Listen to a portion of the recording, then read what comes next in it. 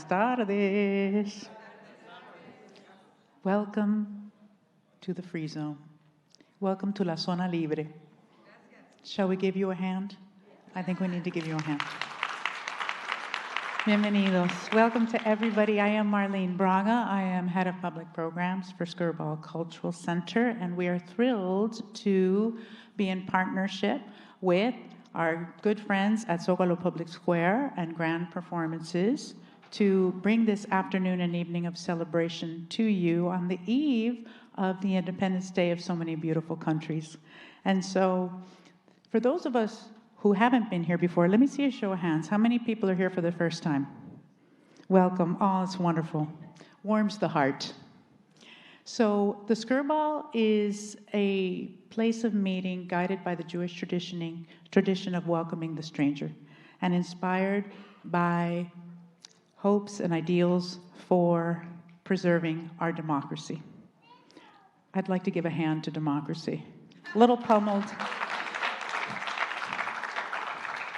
La democracia está un poco cansada, la verdad. But we are delighted again to welcome you to La Zona Libre, a free zone, as I said, in partnership. I think I just saw one of our friends from Grand Performances come in, and to bring you again a special conversation curated by Zócalo Public Square. Can music change minds? We certainly believe that it can. I'd like to welcome to the stage, dale la bienvenida a Bianca Collins, Zócalo Public Square. Thank you, Marlene. We're so happy to be at the Skirball Center. We're so happy to have you. I'm Bianca Collins. I'm Director of Public Programs for Zócalo Public Square, a unit of Arizona State University Media Enterprise.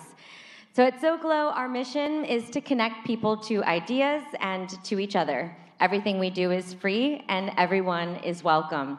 We publish original writing and we present conversations like this one.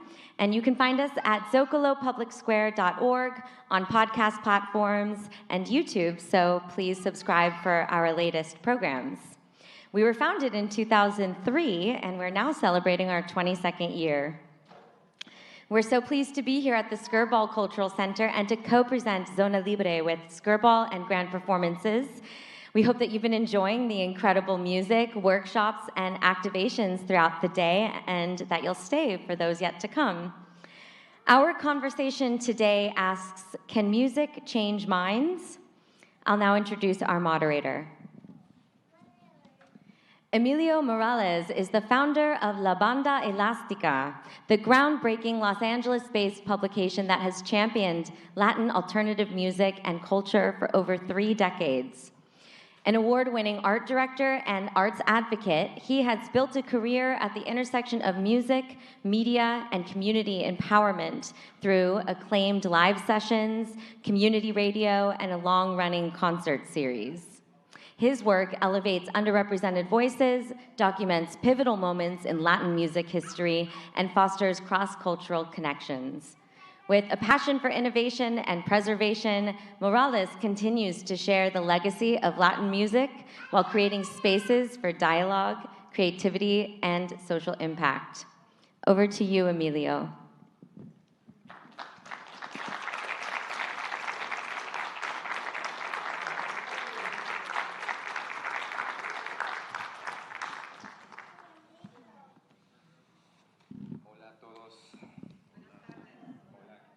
Hola. Bienvenida, Marta. Gracias. Bienvenida, Marta. It's wonderful to see you again. I have been a fan of Marta for over, 25 years since I first saw your band, Quetzal. So it's wonderful to be here and to stay with you. Thank you so much. Thank you. Well, I am Emilio Morales. I'm the founder of La Banda Elástica. And we were planning on doing this panel originally in Spanish, but we didn't want to risk an ice raid, so we decided not to run the risk. So bear with me. So we're going to do it in English now. And, let's see. Martita, bienvenida. Okay, so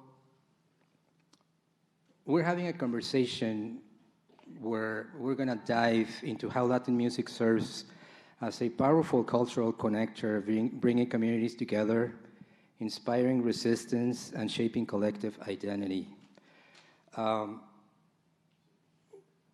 To help us navigate that incredible subject, we have Martha here, who's a scholar, who is a musician. She is just a wonderful person who has been in the trenches for 20 years, dealing with this subject every day. So, Martha, bienvenida.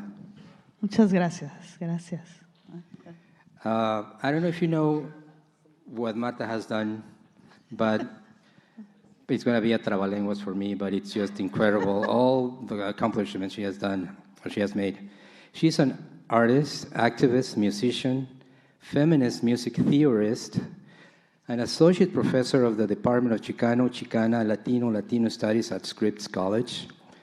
Born and raised in Boyle Heights, Martha is the recipient of many distinguished fellowships, including a Fulbright Garcia Robles, a Ford Fellowship, a Woodrow Wilson Fellowship, a USA Fellowship, and in 22 you received the MacArthur Fellowship. Wow.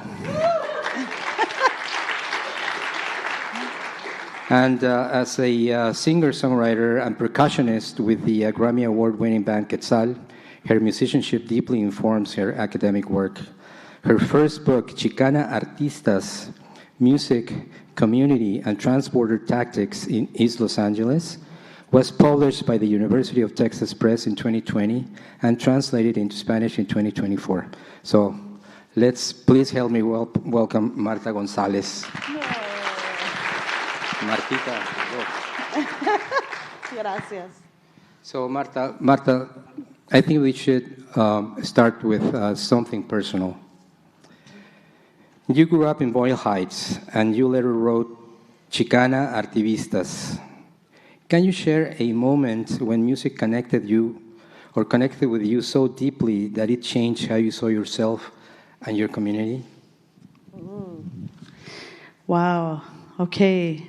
First of all, Emilio, muchas gracias. Thank you so much for being here. You're a busy person and you're doing so much, and we really appreciate you taking the time. Thank you. No, thank you. and gracias por echarme la mano. No, cómo no. First of all, it's really awesome sometimes that they have somebody read, list accomplishments, right? And I don't mind saying out loud that I have failed just as much, if not more, than I've succeeded in my life. So I think it's important to recognize that.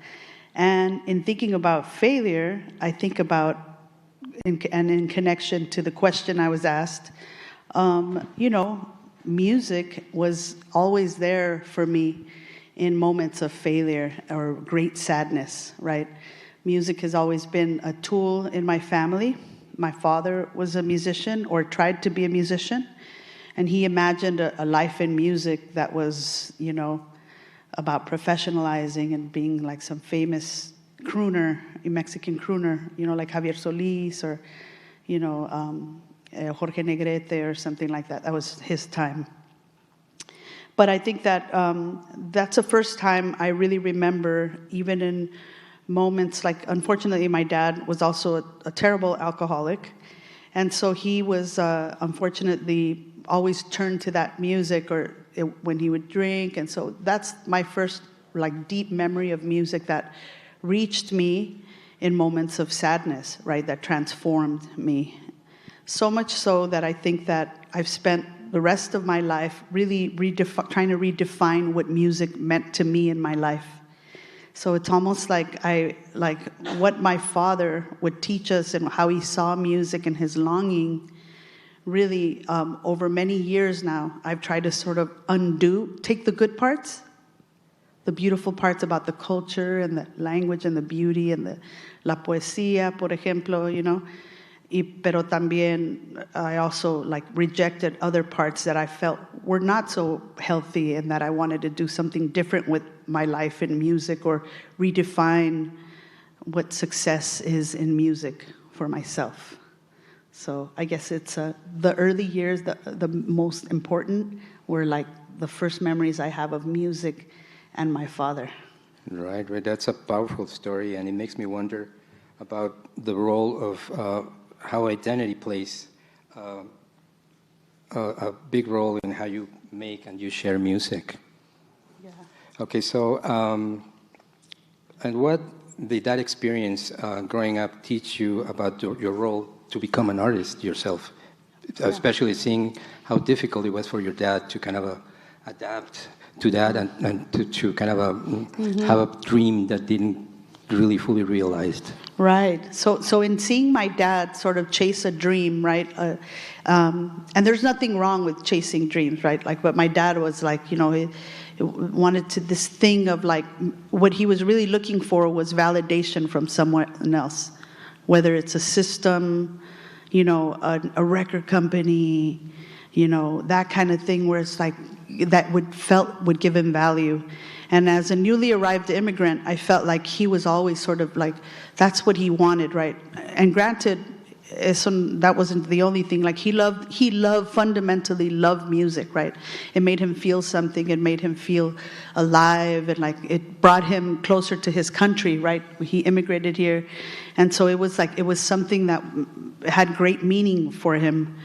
But it also, I think, there was a bit of distortion there in thinking that by acquiring a kind of success on somebody else's terms, right, that it would bring him, he would feel value in himself. And so, so se me salió, sorry, the original question was? That you became an artist despite seeing your dad not having gone through what he wanted to do. So, fortunately, we learned that about the culture in my family, and so I ended up becoming a singer anyway, where I kind of chased that kind of the similar idea of what it means to be a success in music. And then at some point, it was honestly like the Zapatista movement, or a value system that, and the value systems that I learned in the Zapatista movement from indigenous Mayan communities, that I realized that music could also be something else, that it didn't have to be a profession, that it could not only a profession, music can also exist differently in my life. And so I'm still a musician. I've played on the stage. I play on stage all the time. It's part of what I do, but I also use music as a tool in other ways. Like, I teach about music and culture. I do workshops. I just had a workshop a while ago. I don't know if anybody here was in the workshop. You were in the workshop?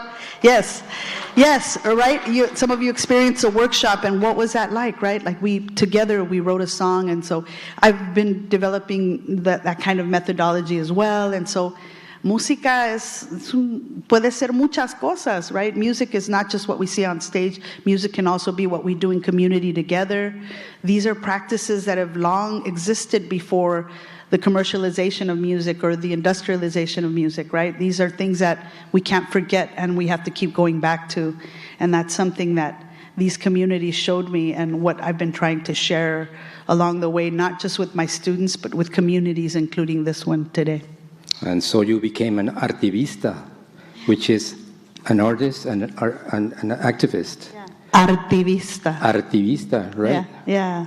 And so how does your identity, does your identity mean to you right now, especially in these trying times? Well, I think it could be, for some people, I think it could be like maybe, speak a certain language, as in like, not be so political, right? But I think this is a time where the artist in me roars even louder, right? Like, where I'm like, I am not going to diminish whatever I feel is just, whatever I feel is to speak for people that whose voices aren't amplified. Everybody has a voice, but to be able to emit those messages, to be able to speak a truth, right? And truth to power in ways that I think are important.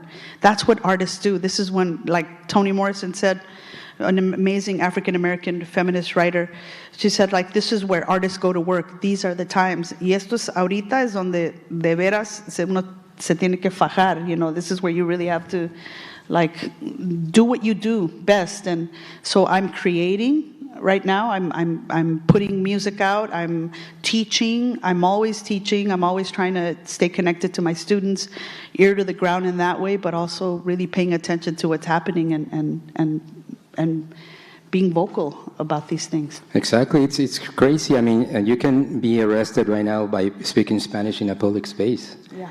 Isn't that just crazy? Yeah. Wow. Yeah. Mm-hmm. No se vale. No se vale.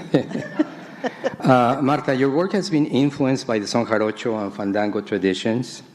How have they shaped the way you think about music as both community and practice? Yeah. Well, so the fandango is, and I'm sure you've heard of fandangos now, especially being in California. Fandango is a participatory music and dance practice native to the state of Veracruz, general region in Mexico. And fandango is, for lack of a better, you know, it's una fiesta. You know, it's basically people gather and they play music together. So there's no audience and performer divide. There are only participants.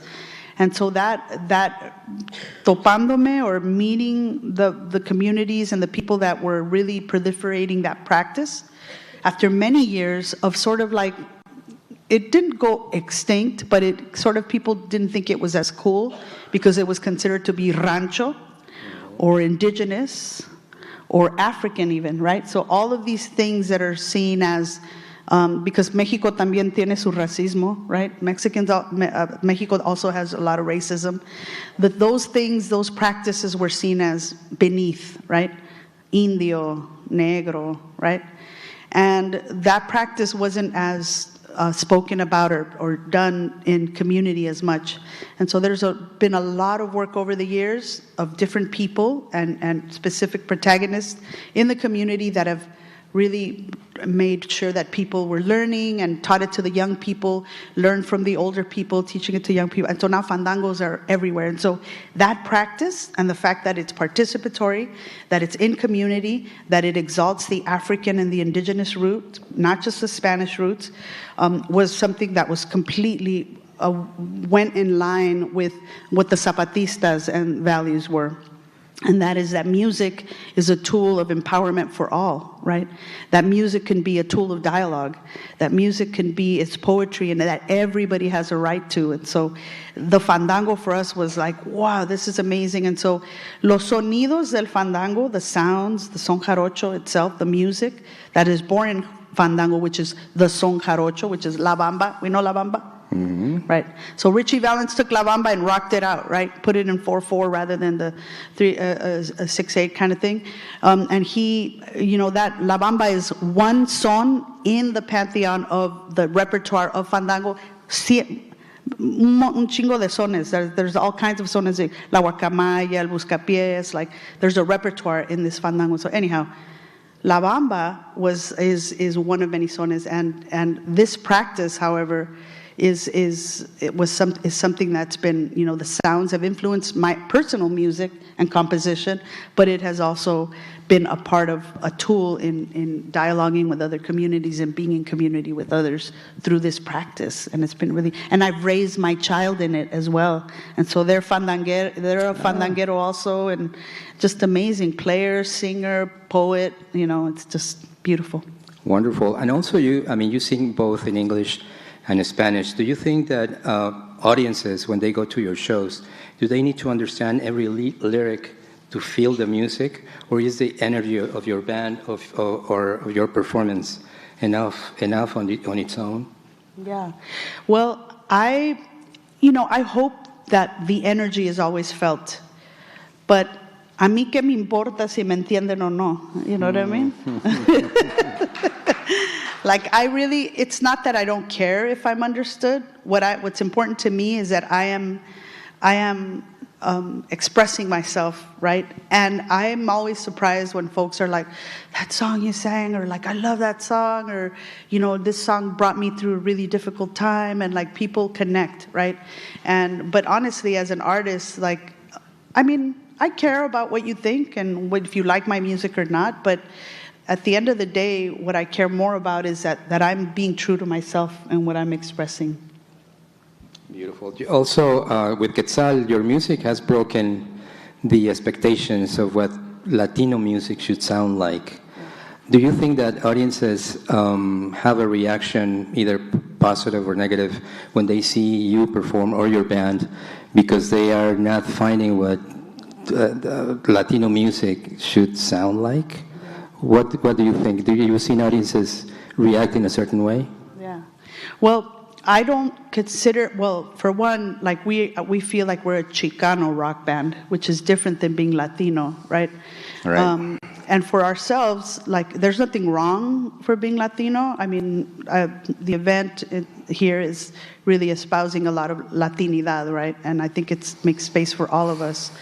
But when I say that I'm Chicana, I'm signaling to a time period, right, to an era during the civil rights movement, like that gave rise to ethnic studies, like alongside the Black Power movement, the Asian American movement, the Native American Indian movement. All of these are really signaling to a kind of like that no caer en el olvido, right? To remember our roots, to remember the original people of these lands, to remember, what colonization did, what all of these things, these ailments, this disease that we have of like colonization and violence and genocide and all of these things, not to forget those things. And being Chicano for me, is really remembering that legacy and not forgetting that. And not only not forgetting that, but making sure that we remind people consistently about that we're not, that if it's happening in other places, to remember that as well, and to remember that we can't turn away from those things, and that we have to resist and speak that abuse of power and never forget. So parte is like not forgetting where you come from, then the legacy and what gives rise to your identity to begin with, and then also resisting the present and not making sure that we never forget that. And we do it in our music. We oftentimes as Quetzal, we get critiqued like, you guys are so political, and like, can't shit just be fun? Like, can you just like, and yeah, there's enough of that out there. There's enough of the fiesta out there.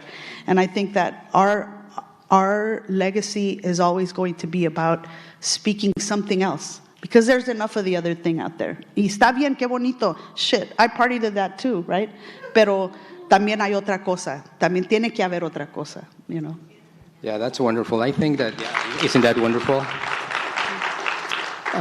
La música de protesta o protest music has a long tradition here in the U.S. and in Latin America. Yes. Do you see that younger generations are carrying that tradition today? I mean, have you seen, the spark, the passion that you have to speak about social and political issues and still make it fun? Do you think that younger generations are kind of picking up on that as well? Or how do you see the younger generations? Yeah, I think that there is. I think that there is a lot of people that I admire that are playing right now. And I think we need to be careful about how industry pulls it in, right? And the potential it has, and when it does pull it in, how it can water it down, right? Or like use our narrative against us, right? Use our narrative like I'm trying to think of an example, but like a liability. Yeah. Kind of. Like using your own language against you, right? Like I think about an example which is not related to Latinidad, pero por ejemplo, like, I don't know if you knew this, but you know the song by the Beatles, yeah, here you want a revolution, right? Okay. Yes. Yeah, right. Revolution. So that song at some point was used to sell Nike shoes, right? And if we think about Nike, right, the legacy of Nike, Vietnam, like all the children making shoes, you know what I'm saying? like tenemos que tener cuidado. We have to be critical, follow the paper trail, right? Follow, yes, there are times, and yes, we have to survive in this system, et cetera, but there are degrees, right? And so I think we need to be really critical and vigilant of the fact, be able to follow the paper trail and also be very mindful of how because patronage doesn't always come, it comes with a price tag, right? So to be very mindful of how our messages are being used and could be eventually used against us or against other people, right? So. Correct. And going back a little bit towards, to the idea of protest music and resistance, do you think that joy, dance, and alegría manifest as activism and healing as well in your music? Absolutely, yes. How so? It is always about joy and trying to plant the seed so that joy can persist, right?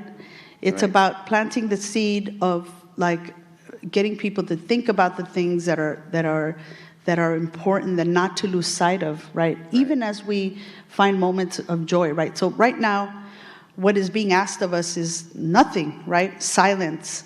Right. Porque si hablas español, te friegan, right? Silence, fear, right? And so the best thing that can happen is it's what Skirball is putting on right now, right? We're not being silent, we're being loud. There's music, we're having a conversation. We had a workshop earlier, we're dancing, we're moving our bodies, so expelling fear out of our bodies, creating sonic spaces of rupture in spaces, right? And then so that we can move on into the week, into the month, into the year, and then offering legal advice. Todo eso es súper importante, that. And for this institution to take that kind of, this event seriously and really put their money where their mouths are, I think is important. And I commend them for doing that, right? I think it's important. Zócalo, for all that they do, it's really important that we support and do that, and that they're giving the space to do so. I think that that also connects beautifully to something you've said before, that music doesn't. That music also carries memory and resistance, and that you have to remember. And I think your project, Memory and Return, with David Hidalgo, it's kind of related to. Can you tell us about that a little bit more? Yeah. So I have a project that we're going to have a debut concert October 30th at USC in the Visions and Voices program. So look it up right now, Visions and Voices. When's that again? October 30th. October 30th. And it's a project that I recorded with David Hidalgo of Los Lobos, Ofelia Esparza, who's an altar maker, and my child, Sandino Gonzalez Flores, Juan Perez, and all of us, and Juan Perez and Tailana Enomoto, who's a violinist, from the East Side, also Monterey Park. But all of us are from East LA, born and raised, right? But they're different generations. Ofelia Esparza is born in 1932, David Hidalgo in the 1950s. From Los Lobos? Yeah, from the Lobos. Mm-hmm. I myself in 1970. And then 1972. 72, and then my child 2005, right? So all these generations, what we're doing is having a conversation in this album. It's already recorded, it's on vinyl, you can buy it online, but it's a soft release, but it's gonna be on Spotify soon. And when we think about what's happening with gentrification in East LA and in Boyle Heights, right? And the slow push to change the demographic of the community, that's kind of, and then after the big fires in Altadena and the climate catastrophe, right, that happens there, the erasure of a large part of African American communities and artist communities in that area, I started thinking about all these things, and to document your community at the time, I feel is more and more important. And so that's what this project is really looking at, different generations reflecting on the same space.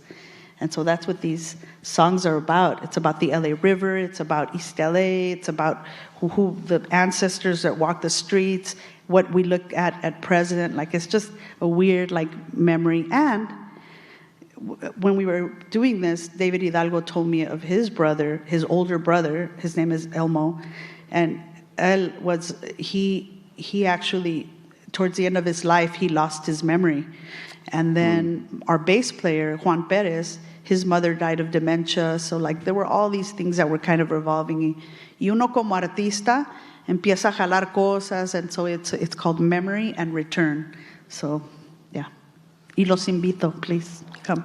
Yeah, what's the date again? October 30th. Thank you, Emilio. And then on Spotify, when is it going to be available? It should be in the next week or so. Yeah. Cool. Yeah. Cool. Thank you. Okay, so let's going back. I mean, the example that you mentioned about the Beatles. Let's go back a little bit towards that, because I think that the industry has a lot to do with how we perceive music and how we consume music, but it also has to do with something that you also said before, that representation only matters if artists can sustain themselves by learning about the business. If they don't own the publishing rights, then something like that can happen. They can use your music for anything. But with today's platforms, in this digital world, do you think that emerging artists have more power, or are they still vulnerable to the same old tactics of the music industry? Yeah. I think artists will always be vulnerable to the system, right? We love what we do, and we express ourselves, and we want people to listen and to appreciate and to maybe make a living, right?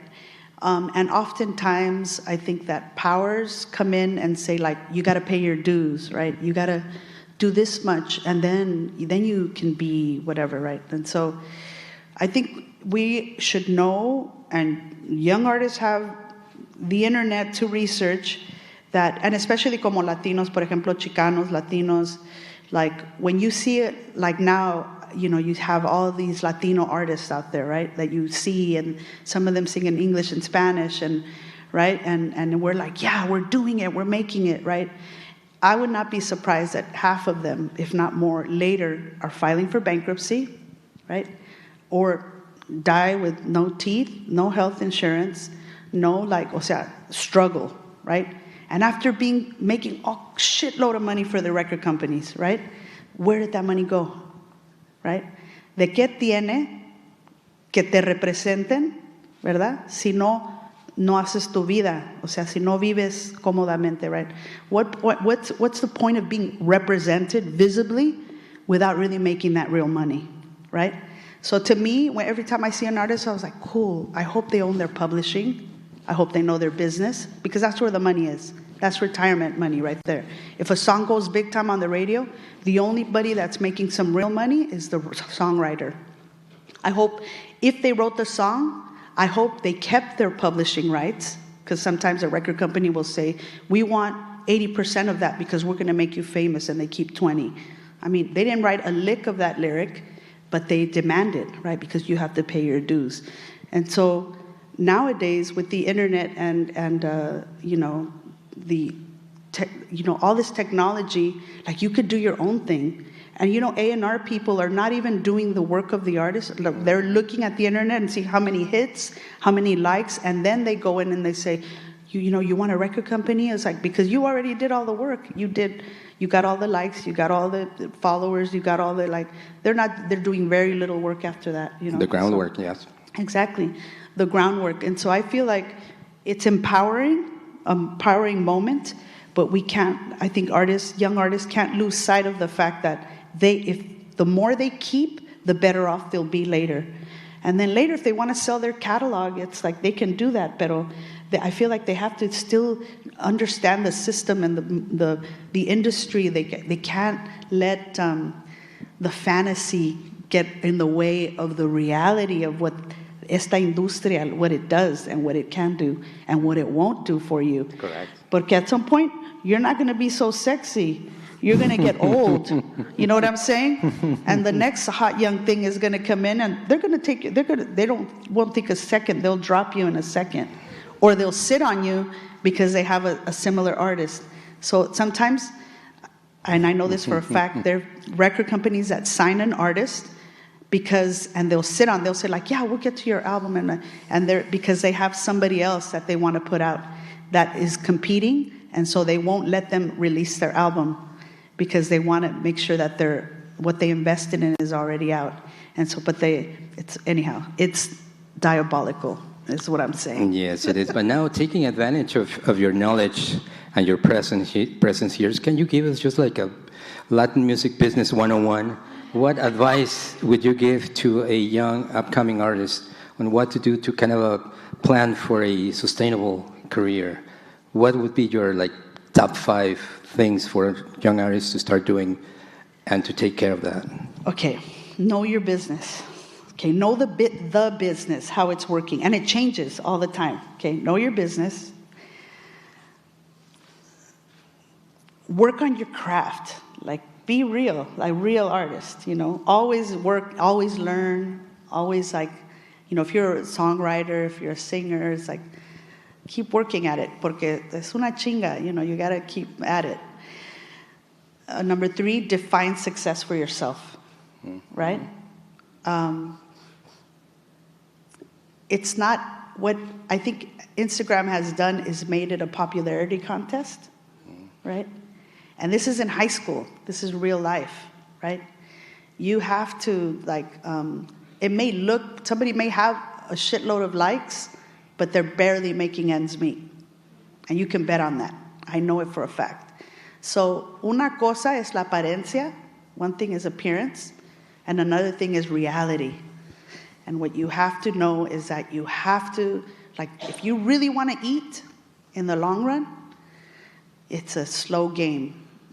And you have to, and define success for yourself, oftentimes, and I ask this of my students too, and I don't teach music, how to play music, I don't teach that. I'm on the social, political part, I teach about music and, the content and, the history of people and the material trace of art and culture. I feel like I always say, what do you want in your life? What do you picture in the future? How do you want to live? What is a day in the life of a good life that you want to picture? And I think that if you answer that question, ¿cómo quieres vivir? What do you picture? Be real specific, and you can probably trace back, you can scaffold back and get just that. Does that make sense? Beautiful. Yes, I hope. Because we have a few young artists here in the audience, and that'll be, yes, very helpful for them. Yeah. Okay, Martita, we are getting to the finish line. We're getting to the last few questions. And so let's just zoom out a little bit. Okay. So talking about music truly crossing borders and sparking bigger conversations, and that everything that we've talked before tonight, do you really think that music can change minds? Do you think that music can make us and others see each other in a different light, understand each other, to kind of see the other as a human, as a person, just through the power of music? Do you think that music still has that power? I love that. I think at the heart of the romantic part, I say yes. I say yes, and if you think about it, there's history, in our histories, here in these lands, we have seen that it has. So for example, some people have written about this, like Motown, the label itself. Motown was able to humanize the African American experience. Because if you think about it, African American, the enslaved peoples were brought from Africa here, built this capitalist system on their free labor, violent, terrible practice, right? That after many years was abolished, right? Some would say no, that the prison system is an extension, right? But it was abolished. But then There hasn't been a social work towards humanizing the African American body, okay? Like an actual, right? Because what happened is that from emancipation, you know, we started, they basically were like certain reparations that were supposed to happen never did. And, you know, and so some people would say that Motown was an act, like without wanting to be, or maybe purposefully, sort of put these bodies and music, and like people were like, wow, this is amazing, and like it just kind of pictured African Americans in a different light than how white America had painted in caricatures, in blackface, like all of these things. They undid that Motown aspect, right? So that's a good part about what music has done over time, especially in the world for African Americans. Now, but at the same time, Motown is known to have been somewhat exploitative to some of those artists, right? So it's almost like a double-edged sword. So it all depends on whose minds, right? It does good social work, but I think we also have to be also question sometimes some of the practices that implemented those things as well. You know, it's kind of complicated. Yeah, that's complicated, but very important. And given that, what gives you hope right now? What gives me hope? Well, young people, you know, and all of their, you know, como señora. Like sometimes I look at some things and I'm like, cool, very cool señora. Yeah, you know, señoras are cool too. Punk rocker, like, mama, you know, señora. You know, give it up for señoras, y'all. Come on. Yes. So, you know, as a señora, I look at young people and sometimes I'm like, oh my God, you know, or my own child, right? I'm like, oh, yeah. But some of the things that they're doing are so inspirational, you know, the challenging of gender, for example, you know, these things that, you know, that it just keeps you young, and teaching young people and them challenging me constantly. So I think young people, I have a lot of hope. I see them every day, and the way they fight and the way they're thinking, you know, and I just hope that, again, the same systems are out there trying to, you know, still mold, and at the same time they want to be accepted, you know. So I feel like I also feel like I have to, como señora, uno también sabe, you know, and I have to, I'm always trying to debate and be in there with, you know, anyhow. There's young people, and music as a tool, I think, is also really important, and whether it's to pump yourself up or to, you know, to desahogarte, to have a good cry listening to a song, or, you know, all of those things I think are important. That's wonderful. Isn't just Martha wonderful? Isn't just great?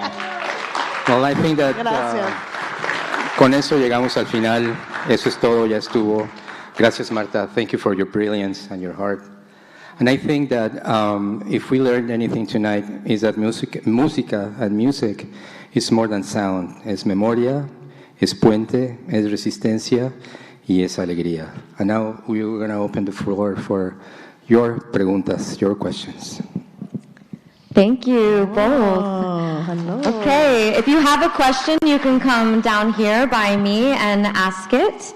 But meanwhile, we have quite a few questions that have been submitted via text and online, so we're going to jump right in. Please come down and line up if you want to ask a question.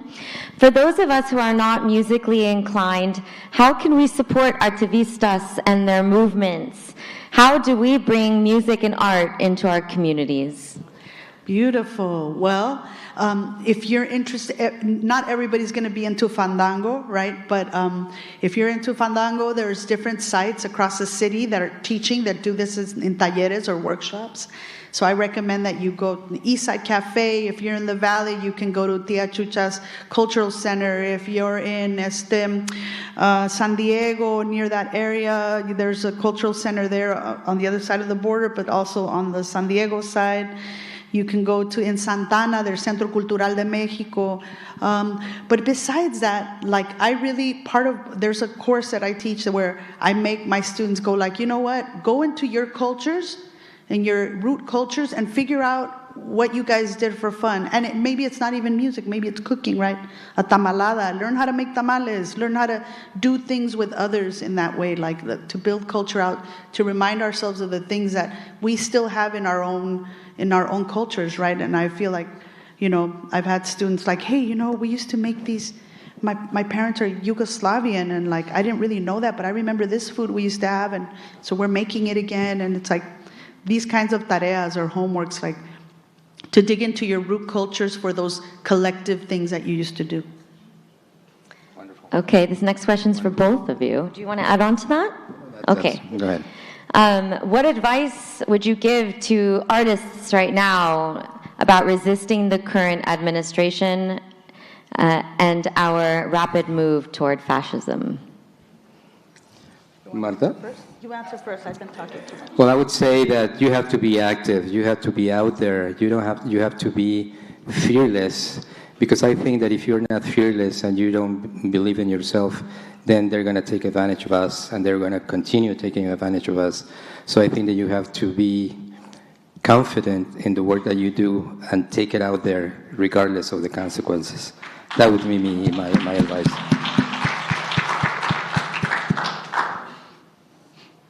Okay. That's it, right there. Who are the artivistas from the past who have influenced you both most, and why? Artivistas. Well, I think that when I say artivista, I signal to process, right? So I think there have always been artists that have been political, right? Artists that have political content. I don't feel that's as new, but people that have engaged art as a process in community, there have been many people like Judy Baca, with muralism, Zach de la Rocha, for instance. Zach de la Rocha has done a lot. The content in his music and his investment in the PRC, the Popular Resource Center, which is a place that we were really cultivated. That space was cultivated a lot of other artists that, whether they teach writing or they teach, process-based work that helps people sort of process, ideas, have dialogue, yeah. And what about today? What musicians or artists are inspiring you? Well, there's a particular musician from the Caribe, from Puerto Rico, Villano Antillano, which Martha also touched upon, the newer generations, kind of a question in gender identity. And they are working on a different level. They are kind of breaking down barriers and pushing the envelope. And I think they are one of the artistas that I really, really, really, truly love. There are different mediums that I look at. So I recently met a woman, and I didn't know about her, but she played at the Fort. Her name is La Muchacha. Amazing, yes. Right? Oh, I loved her. I was in awe of what she does. And then there's a wonderful colleague of mine at Scripps College, and they're a photographer, and what they do with photography is amazing. His name is Ken Gonzalez Day. Mm-hmm. So if you look up his website, he's an amazing artist, photographer. The way he engages photography and human bodies and challenging history, it's just beautiful. Thank you. Okay, we have an in-person question. Come on over. Hi, my name is Erica, and it was really wonderful to learn so much more about you. I'm already a fan. But I have a very practical question that I think fits in with the other questions. I've seen you at rallies, trying to get people to sing, and I know that the Los Jornaleros have the big truck, but I know all the songs from the civil rights, and I think it's because my parents took me to the marches, and they were singing. I mean, in other words, I saw you, and I was like, oh, you go, Martha, but do you have any advice, practical advice for how we can get people to sing at protests? We have to practice. We have to teach these songs to others, right? It'd be great to have, and I recommend, I'm on the board of the Folkways label, right? The Folkways has an extensive catalog of like social movement songs and things like that, and so songs as archives, right? I think it'd be really great to teach your kids, right? Whether it's in a school, K through 12, pull out certain songs, labor songs, and things like that, so that we don't forget, and that they know the history of how those were written as well, right? And kind of teach them, right? And there's, for example, also people like Contratiempo, which they just gave a workshop, right? Contratiempo does these workshops too of like movement and what to do in a march, and like I've walked with them and sang with them, and connected to the Fandango movement, we have mujeres, for example, that learn how to do versada, which is when we sing in Fandango, there's a kind of a way in which the poetic structure works. They learned in these workshops via Zoom from maestros in Veracruz. They started writing about transit justice, community land trust, and vendors, vendor justice. What do you call it? Vendedores ambulantes, right? And we started singing those versos during the marcha. So you can write new things as well. And so that's part of, I think it's important to pull on the legacy, but then also to create. And young people can do that now. We should have them write something in marches, that makes sense to them rhythmically and all that, new repertoire. Thank you. Okay, next question. My name is Anthony, and I'm wondering, when you're writing music, do you consider your preference for how people listen and where they listen? And then the sort of second part of that is, when you're listening to music, what are the ways you most commonly listen? In the car, at home, on vinyl, on the phone? And how does that affect your experience? Yeah. Well, I think it's a social thing to listen, right? Like, some of the things that I like to do now in class is, like, I bring a vinyl, right? And I actually have a record player, and my portable one, and I put the needle on, make them do it, and some of them are like, hey. And some are like old pros, right? Because it's like hip to own vinyl. And so they like play the vinyl, and and I pass around the vinyl, and I say, this is how we used to do it. In my time, I said, I remember reading the lyrics, opening the thing, looking at the artwork, passing it around, drinking or whatever, other stuff. And then the lights are low, you're listening to music, and you're passing, and it was a pastime with others. I like to do that still. We do that at home. And then sometimes when I'm in my car, I'm either listening to public radio, listening to different shows, NPR or KPFK, and then other times I'm listening to I'm Spotify. I'm a Spotify, even though I'm like it's not cool. What's cool about that is that I'm like, what was the name of that song I used to listen? And then I'll type in part of the lyric, and that shit comes up. I'm like, oh my God, I forgot about this. And I listen to it, right? And so that's been really cool to rediscover everything from Cri Cri to Pearl Jam, old school, like, just stuff like that. So, and everything. How about you, Emilio? Well, for me, I've been a record collector all my life, but right now it's just instant gratification. Spotify or Apple Music, just right there. I don't have to go back home to look for the record or wait until I get home to listen to it, so I can listen to it everywhere. So instant gratification now. What are you listening to the most right now? Right now, I think Mars Volta. I think I'm into that kind of music. And the dirty garage punk from Mexico and Argentina. I love El Chirota, for instance. That's one of my favorite bands. All right, we have another question. Hi, my name is Marilena Fernandez. Profesora. Hola. I'm so thrilled this is so exciting for me because, you guys are so much a part, me da sentimiento, you guys are so much a part of my formation, musically, socially, social consciousness. Anyway, this is fabulous. So I won't go into all the details, but anyway. I want to give a shout out to inspiration from our elders, like from the truly elderly who inspire the hell out of, I think, all of us. You know, of course, Dolores Huerta comes to mind. You mentioned Ofelia Esparza. I also, I'm also a historian as well as a writer, and Roxanne Dunbar Ortiz, I hope everybody's reading her and following her. She's a historian and really analyzes colonialism and settler colonialism.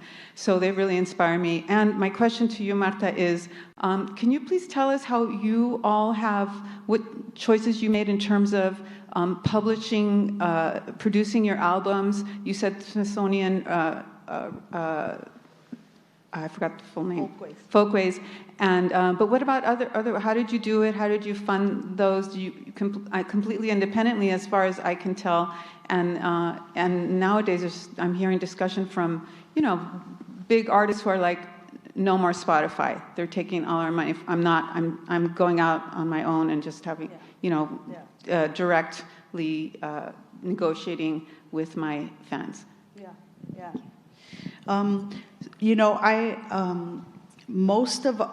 We own a lot of our catalog, which I'm very proud of, and it's like, what's the point if like nobody's listening to it, right?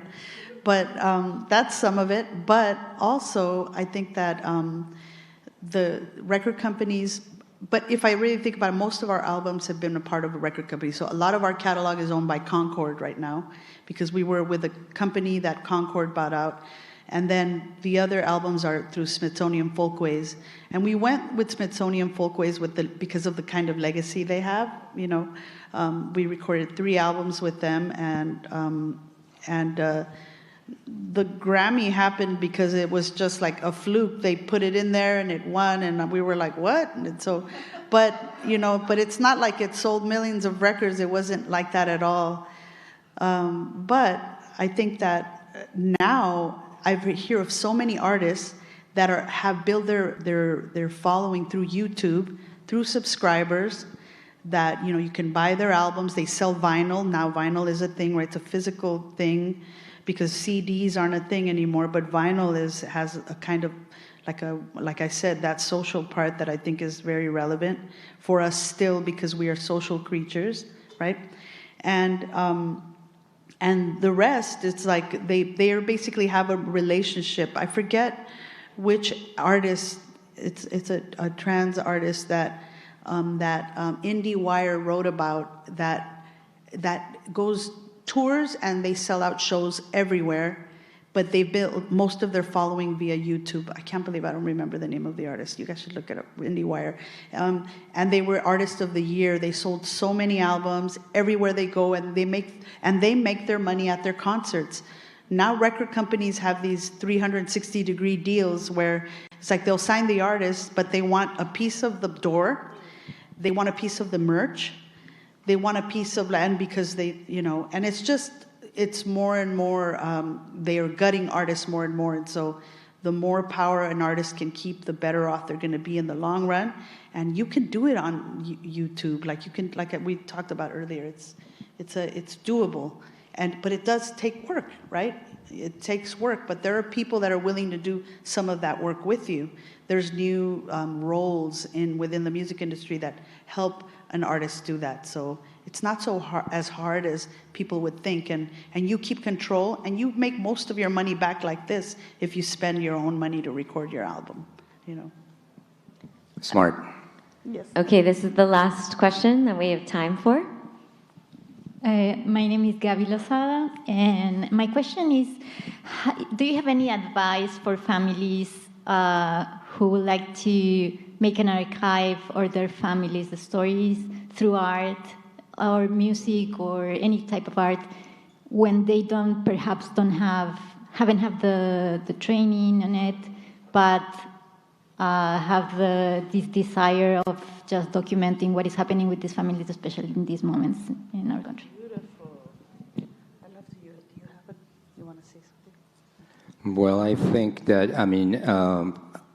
for me, it would be just like a self-published either blog or website to kind of do your own memory archive and upload everything yourself, and then people everywhere can access it. I think that'll be the easiest way, because publishing a book or doing something more elaborate, it's costly and it's a little time-consuming. So I think technology allows you to really keep that and make it happen super quick. And honestly, like, it's as easy as a conversation, a conversation with someone, with your parent, like filming it, an abuelita or something like that. I think it's like how many times do we really learn around, to mention tamales again, right? Family history around making tamales or something, right? Like everything from the chisme to the beautiful part about your family, right? Or the terrible parts. But the whole point is that if you film something like that, if you're talking, if you're, the kinds of things that come out are beautiful. They're you can record them. You can, for a later time, and as simple as on your phone, record a conversation with your parent or with somebody that's important to you. And because if we don't record our own histories, our own music, or our own, it has to matter to us first, right? And archives have power in themselves, right? Sometimes an institution will archive something because they say, eso es importante, esto no. Pero nosotros nos tenemos que dar valor, We have to find our own value. And if you have somebody in your family that has lived a life that, wow, how they crossed, what happened, how they've made their life here, that's worthy of being recorded and documented, and we have to do that for ourselves, because you never know how that's going to be useful to your family in the future, or that your grandkids are going to want to know, right? Because from one generation to the next, if you think about it, we lose language. And right. Losing language is a sensibility. No es nomás como decir how to say water in English and Spanish, or in the indigenous language, right? It's a way of seeing the world. And so the more we can record the way somebody expresses himself, what they say, how they say it, is beautiful. It's giving ourselves value. Yeah, that's wonderful. And you said that newer generations are losing language. To me, my wish is to gain a language. Thank you for bearing with me. I'm still kind of dealing with the English-Spanish thing. So thank you, guys. Isn't he amazing? Give it up for Emilio, y'all. You are very generous. You're amazing, Emilio. Okay, Thank I think you that's so it. much. I think we came to the end. Thank you, Martha. It's you, been Emilio. wonderful speaking with you and learning about your experiences and your beautiful energy. So I think that's it. Thank you everyone for coming. Thank you for being here and part of this conversation. And a big thanks to Zócalo Public Square. They are, and the Skirball Cultural Center, they are responsible for co-presenting tonight's conversation. And just follow Zócalo to kind of access all the files that are going to be there. The recap is going to be up there soon. So thank you again. Thank you for coming. Yay!